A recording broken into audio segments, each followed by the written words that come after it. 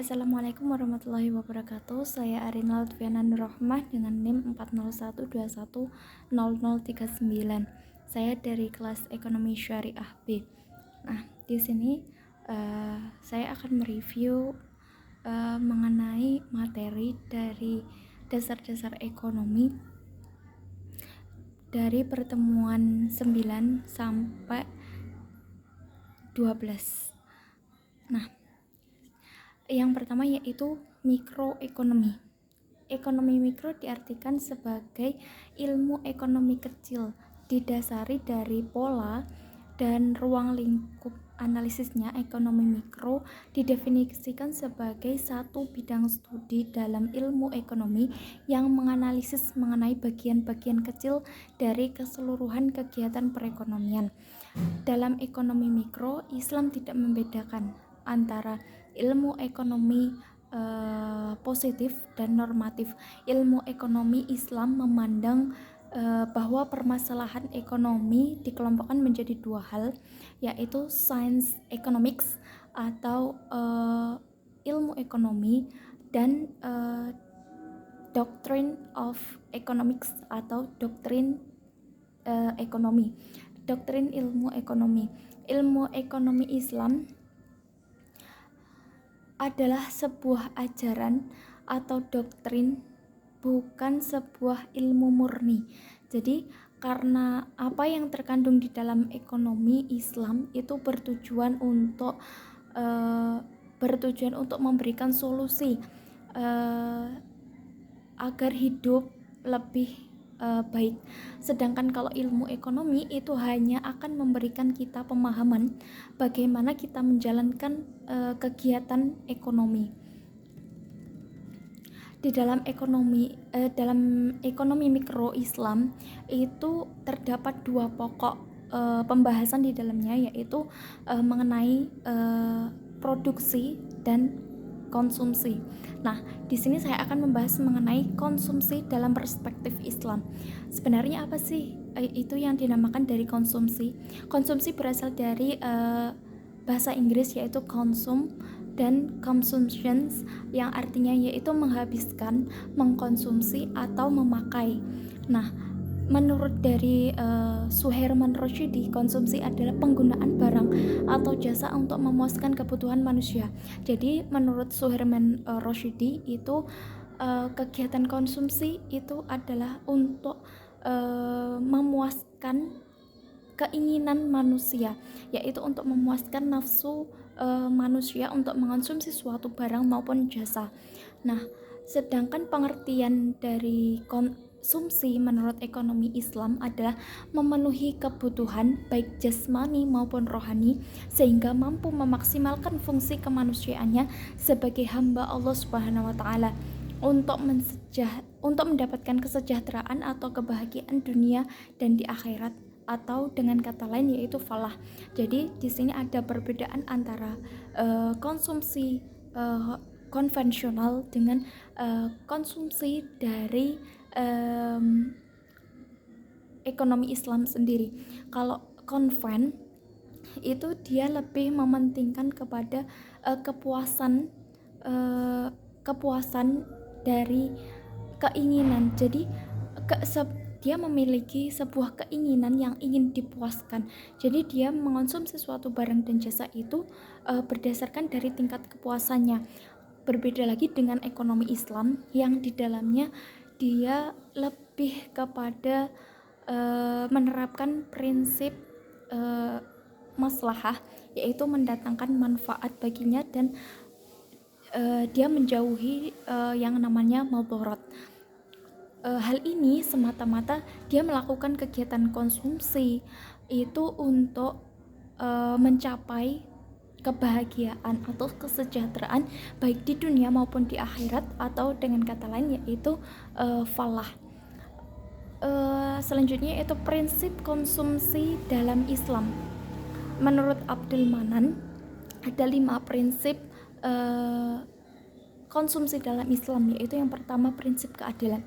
Prinsip keadilan ini menerapkan bahwa dalam mengonsumsi sesuatu kita harus seimbang antara perilaku di dunia maupun di akhirat. Misalkan saja seperti halnya kita menghindari sesuatu yang haram. Kita mengonsumsi sesuatu itu harus yang halal dan baik, jangan sesuatu yang haram, karena di dalam Islam itu kita harus menjauhi sesuatu yang tidak baik untuk kita, dan kita harus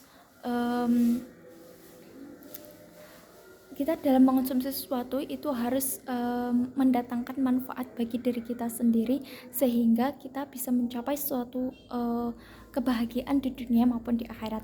Nah, yang kedua yaitu prinsipnya mengenai prinsip kebersihan. Dalam mengonsumsi suatu barang dan jasa maka harus halalan thayyiban, yang tidak hanya baik tetapi juga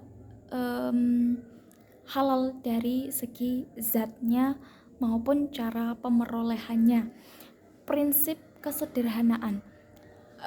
Di sini prinsip kesederhanaan di sini yaitu kita dalam mengonsumsi suatu barang dan jasa itu sesuai porsinya, tidak berlebihan apalagi boros. Yang keempat yaitu prinsip kemurahan hati, di mana Allah Subhanahu wa taala telah memberikan kita kemurahan bagi kita untuk yaitu dengan adanya sumber daya alam yang bisa kita manfaatkan untuk kegiatan produksi, sehingga dari kegiatan produksi tersebut kita sebagai konsumen bisa mengonsumsi hasil dari produksi tersebut. Apa sih tujuan dari konsumsi dalam Islam? Yaitu mencapai maslahah daripada utility atau kepuasan, yaitu dengan mengedepankan kesejahteraan orang lain dibandingkan kepentingan pribadi. Topik selanjutnya yaitu mengenai tabungan dan investasi dalam perspektif Islam. Tabungan adalah bagian dari pendapatan yang disimpan. Tabungan dapat disimpan dalam bentuk cash maupun surat berharga. Sedangkan investasi yaitu menanamkan modal ke dalam suatu wadah. Wadah tersebut dapat berupa seperti bank syariah atau yang lainnya. Tetapi kita harus memperhatikan batasan-batasan syariah di dalamnya. Produk dari investasi sendiri yaitu dapat berupa deposito perbankan, asuransi kesehatan, asuransi pendidikan, investasi emas, dan dana pensiunan. Sebenarnya apa sih alasan dari seseorang itu untuk melakukan investasi? Alasan seseorang untuk melakukan investasi diantaranya yaitu yang pertama, kenaikan penghasilan tidak seimbang dengan perkembangan keluarga. Jadi penghasilan dari sebuah keluarga itu tidak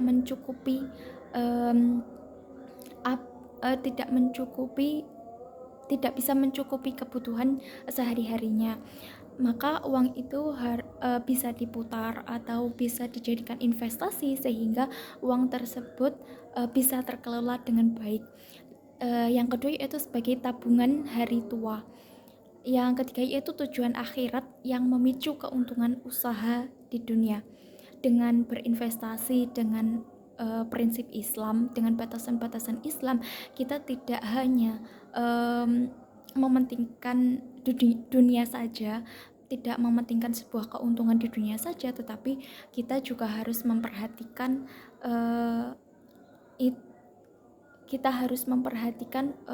batasan secara syariatnya. Selanjutnya yaitu mengenai lembaga keuangan syariah. Lembaga keuangan syariah adalah sebuah lembaga keuangan yang prinsip operasinya berdasarkan pada prinsip-prinsip syariah Islamiyah.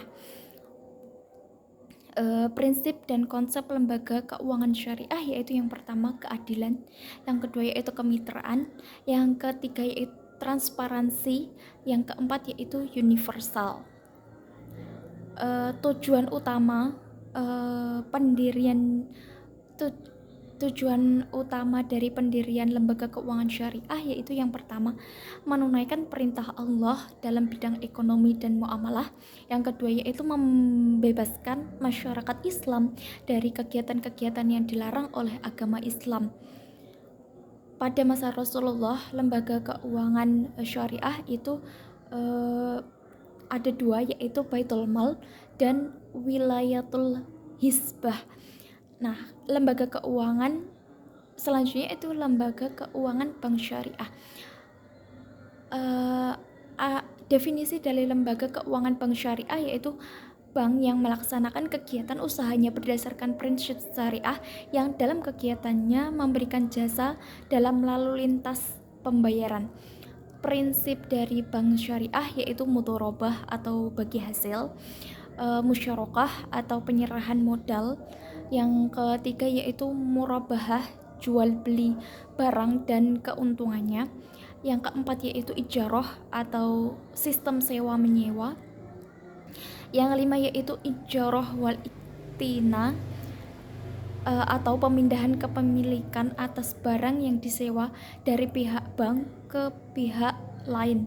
Prinsip bank syariah yaitu syidik, yaitu jujur, tablik, menyampaikan dia menyampaikan kepada orang-orang mengenai seperti apa sih bank syariah itu. Yang ketiga yaitu amanah, yang keempat yaitu fatonah. 3 hal yang dilakukan oleh bank yaitu funding atau menghimpun dana, yang kedua yaitu saving atau menyimpan dana, yang ketiga yaitu lending atau mengelola dana. Selanjutnya itu lembaga keuangan bukan syariah. Lembaga keuangan bukan bank. Artinya lembaga keuangan bukan bank adalah semua lembaga atau badan yang melakukan kegiatan dalam hal keuangan baik secara langsung maupun tidak langsung, menghimpun dana dari masyarakat dengan mengeluarkan surat-surat berharga, selanjutnya menyalurkannya untuk pembiayaan investasi perusahaan-perusahaan. Contoh dari lembaga keuangan non-bank yaitu Lazis, Pegadaian, dan BMT. Manfaat lembaga keuangan non-bank yaitu menggerakkan sistem perekonomian masyarakat yang tidak bisa ditinjau oleh bank. Prinsip-prinsip syariah dalam lembaga keuangan non-bank syariah yang pertama yaitu ta'awun atau saling tolong-menolong, dan takafuli atau saling menanggung. Yang kedua yaitu akad tabarru atau akad tijari. Yang ketiga yaitu investasi hanya pada efek-efek perusahaan yang kegiatan utamanya sesuai dengan pedoman syariah Islam. Yang keempat yaitu prinsip wakalah atau akad penyerahan perwakilan. Perkembangan dari lembaga keuangan syariah di Indonesia itu bisa dilihat pada lahirnya Undang-Undang Nomor 10 Tahun 1998 tentang perubahan atas Undang-Undang Nomor 7 Tahun 1992, di mana di dalamnya itu terdapat ketentuan secara eksplisit memberi peluang beroperasinya bank Islam di Indonesia. Dari sini maka mendatangkan peluang bagi sebuah bank syariah untuk berkembang di Indonesia, di antaranya yaitu keunggulan dari bank syariah itu sendiri yaitu pada penyimpanan dan peminjam tidak dikenakan suku bunga sehingga memudahkan dalam perencanaan suatu usaha. Yang kedua yaitu produk dari bank syariah yang variatif, misal mudharabah muqayyadah, di mana pemilik dana bisa menunjuk peminjam dan di bidang apa bisa dan tidak bisa diinvestasikan. Nah, dari sini kita menuai tantangan. Apa saja sih tantangan bagi bank syariah untuk bisa berkembang pesat di Indonesia? Yang pertama yaitu karena bank syariah masih awal atau masih tergolong muda, maka di situ menuai ada beberapa tantangan di dalamnya, yaitu instrumen dan produknya terbatas. Dari segi sumber daya manusianya, dari segi sumber daya manusianya sendiri itu juga masih kurang. Maka Karena apa? Karena masih masyarakat masih belum mengetahui sebenarnya bagaimana sih bank syariah itu, masih kurangnya pengetahuan dari masyarakat mengenai bank syariah. Dan tantangan yang selanjutnya yaitu aset yang dimiliki oleh bank syariah itu masih kecil. Nah, sekian yang bisa saya sampaikan. Kurang lebihnya mohon maaf yang sebesar-besarnya. Wassalamualaikum warahmatullahi wabarakatuh.